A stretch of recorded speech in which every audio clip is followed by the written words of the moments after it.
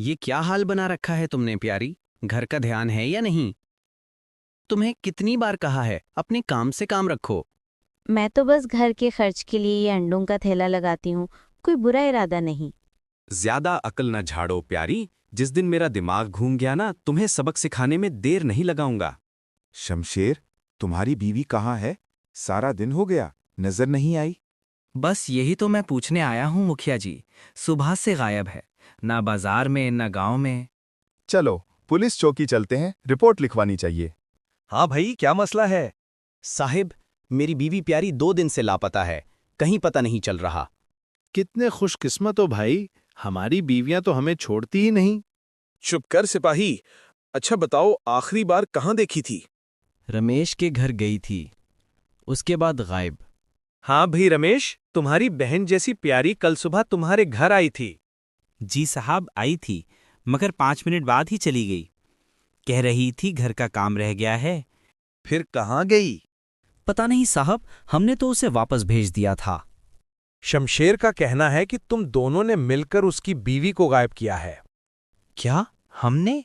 साहब, हम तो उसे समझाते रहते थे कि अपने शौहर के पास वापस चली जाए। नोट करो, दोनों मियाँ बीवी से दोबारा तफ्तीश होगी।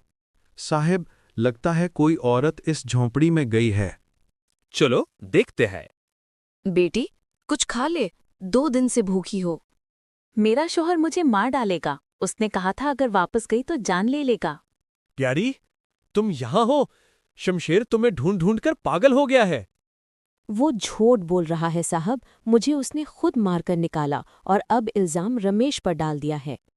साहब, मेरी बीवी मिल गई क्या? मैं तो पागल हो जाऊंगा। हाँ, मिल गई और सब कुछ बता भी दिया है।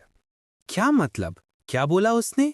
उसने बताया कि तुमने उसे मारा, धमकाया और घर से निकाला, फिर खुद रिपोर्ट लिखवाने आए ताकि गांव में तुम्हारी इज्जत बची रहे। झूठ है साहब, झूठ। नहीं साहब, ये सच है। उसने मुझे जमीन पर गिराकर पीटा, कहा अगर किसी को बताया तो जान से मार दूंगा। शमशीर, तुम्हारे जुल्म का वक्त खत्म हुआ। घरेलू तशद्दुद, झूठ, धोखा, सबका हिसाब देना पड़ेगा। चलो हथकड़ी लगा दो, अब जेल में ही सुकून मिलेगा। बेटी, देख लिया, जुल्म का अंजाम हमेशा जिल्लत है। अब तो चैन से रहो, हम तुम्हारे साथ हैं। अल्लाह का शुक्र है, सच आखिर जीत गया।